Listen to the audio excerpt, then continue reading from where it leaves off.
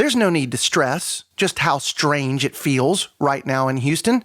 This, the first week of April 2020, and the fourth largest city in the country, now bracing for the inevitable. And two questions linger on the tongues of all Houstonians. How severe will the virus be, and how long is it going to disrupt life? These two questions key components in fueling what must be the story of a generation. Last week, I called a buddy of mine, the director of multimedia at the Houston Chronicle, and I said, "What's it look like there at the office?" He told me he was one of about 7 people there on his floor, this, the third largest paper in the country. And I asked him, "How are you holding up in the face of this crisis?" And he said, "Well, I've got all the coffee I can drink, we are flush with toilet paper, and I have all the high-speed internet I can handle." Today, reporting on the current state of his newsroom in this eerie calm, and how journalists on his watch are adapting and getting it all done. Veteran reporter, current executive editor of the Houston Chronicle, Mr. Steve Riley. How long are we going to be talking? That was my first question to you. I wanted to know how long you have today. I only need a couple of hours. Yeah, that's... You have been the senior editor and executive editor on 2 different coasts now that are prone to hurricanes. First one, North Carolina, and now here in Houston.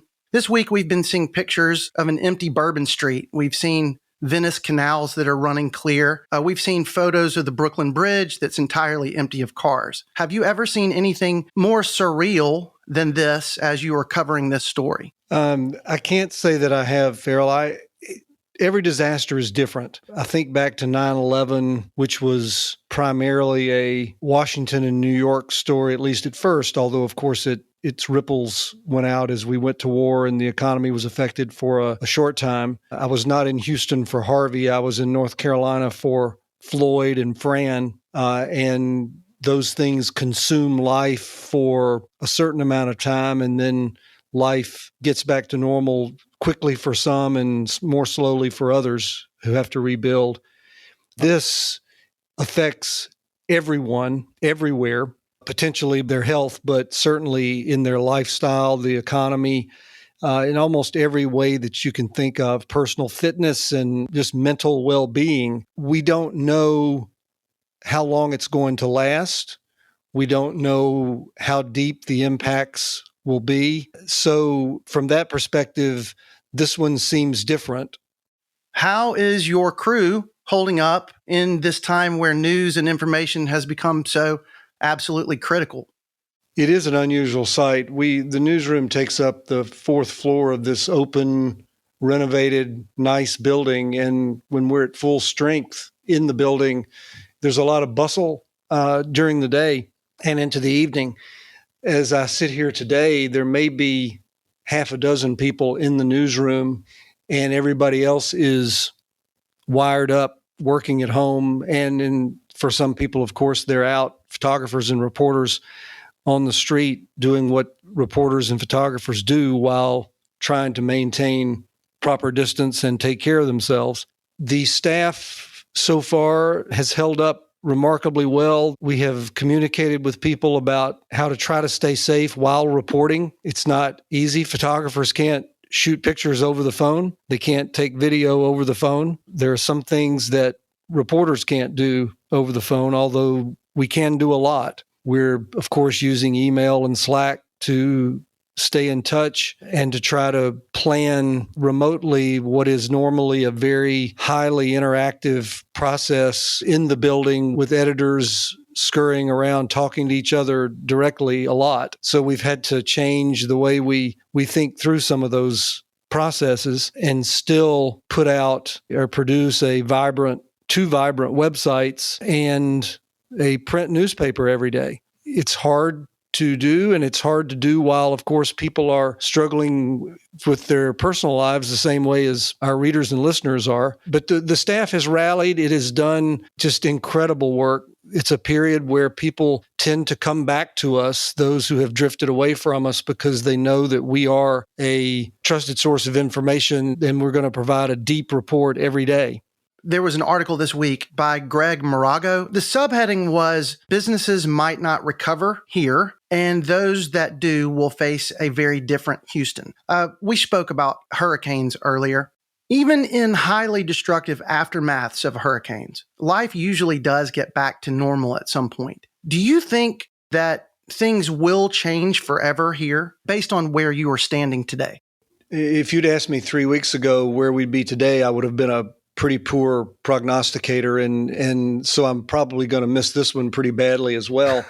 I think the difference in what we're seeing in the economy, and you see it reflected in the amazing spike in unemployment claims, both locally and in Texas and in the country. That spigot has turned on so much faster than you typically see it after some other type of disaster, and so much more broadly. I mean, as I said earlier, this is a universal crisis. It affects every community, every person. The short answer, I think, has to be yes, but in large part that depends on the strength of those businesses going in as far as how long they can last without their normal business revenue coming in. Of course, how quickly help comes from the stimulus package that is being wrapped up and finished in Congress as we speak.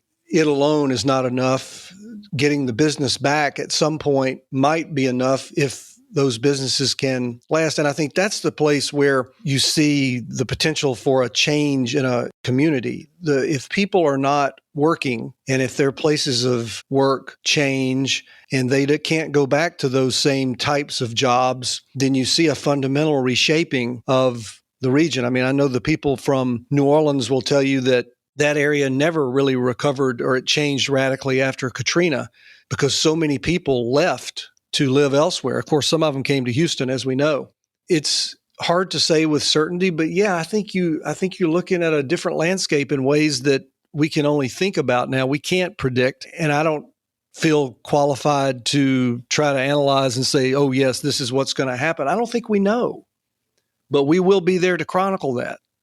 My sister wrote me the other day a text, and she was checking in on us out here. And she said something that I thought was interesting. She said, after this is over, I'm not going to take for granted going shopping. I'm not going to take for granted going out with my fiance to a restaurant. When this is all over, when it gets back to normal, what is the one thing about Houston, or what is a thing that when you see it come back online, it'll make you happy? One of the many amazing things about this city is the restaurant scene. I've never lived anywhere with the depth and breadth of quality restaurants, and I think the feeling about that was reflected last week late online and in print on Sunday with our restaurant critic Allison Cook's essay about what she's missing, the fiber of Houston that she's missing when she's not in the restaurants, both new and the ones that she's familiar with. We all have different routines and all of that, but one of the things that most people enjoy about this city is the variety and diversity of the food scene. And I think when we see that come back a little bit, it'll feel a little more normal. Well, then that obviously begs the question, what's the best restaurant in Houston? Oh, you're going to get me in a lot of trouble here. This coronavirus comes at a time where the president had already been in a long-standing war with the media. And I think that the result of that is that doubt has been cast upon what is currently needed, and that is good information. In times like this, where there is a, quote, invisible enemy, as they are calling it, I would presume information means the difference right now between life and death. Is there a sense that right now the newsroom has taken to not only getting out good information, but actually becoming agents for a cause so that they can be part of a solution? Well, look, this is one area where I don't mind publicly disagreeing with the president. The media are not the enemy of the people. We are, and I'm going to speak more specifically for the Houston Chronicle. We are about the business of gathering as much information as we can gather every day to help people understand the gravity of this, the breadth of it, the depth of it, the potential for more harm, and to give them basic, useful information that helps them make decisions. not to make decisions for them, but to help them understand what's out there, what the options are, what the experts say the best courses are. And I don't look for silver linings in situations like this, but we are, I think, emerging as a trusted source for information in this crisis. And that's what we want to be. That's what our people are doing every day. They're putting themselves on the line when they have to go out beyond their homes. And they do every day. And those of us who are more behind the walls in the newsroom are trying to figure out more ways to serve our readers. I also want to mention, Ferrill, that there are a lot of new things that we are doing, changing on the fly to try to adjust to this story. This podcast, of course, is one of those. We're going to be producing it 5 days a week. You'll hear from different people in our newsroom and from voices of experts in the community. We will have a special daily coronavirus section. We will accomplish that by moving the sports pages for this period inside the traditional A section and using that capacity to produce a daily report freestanding on the coronavirus. In the community, we are doing more question and answer interviews and trying to answer frequently asked questions in pure form. We're adapting our newsroom on the fly, both digitally and in print. Look, we are a more digital newsroom than we were 3 weeks ago, 3 months ago, 6 months ago. I think it'll feel like we are less tied to an office. We've always been about getting people out of the newsroom and into the community, right? And this has done it in a more forceful way. Our newsroom has been practically empty for the past 3 weeks.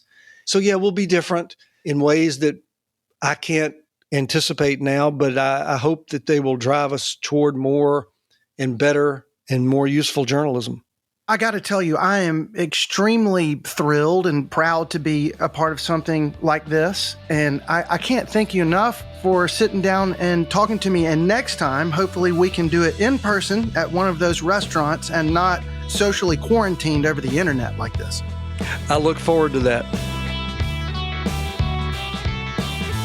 Everyone involved with this show would like to thank all those people out in Houston inspiring us at the moment. The first responders, essential workers, healthcare professionals, everyone stocking the shelves, keeping us provided for in these uncertain times. Though you have our heartfelt gratitude, how could we ever thank you enough? And to our journalists, you all stay safe and keep on keeping on. I would personally like to thank the Houston Chronicle executive editor Steve Riley for interviewing with me today, and also managing editors Mark Larondo and Maria Reeve for turning us loose on this. We do appreciate very much your vision. Scott Kingsley is the Houston Chronicle podcast editor. The music you're hearing, well, that's me and my band, All the Kimonos. But Houston musicians, we are now looking for songs to feature each week on this show, knowing that at the moment you probably don't have too many audiences to play to. So send us your songs. We'd love to hear them. Maybe it will be a way for us to help get your music out there. It would be a thrill for me to see that happen. Just email them to hcpodmusic@gmail.com. And until we meet again, to the kindest, most resilient city I have ever known, let's stay that way, Houston.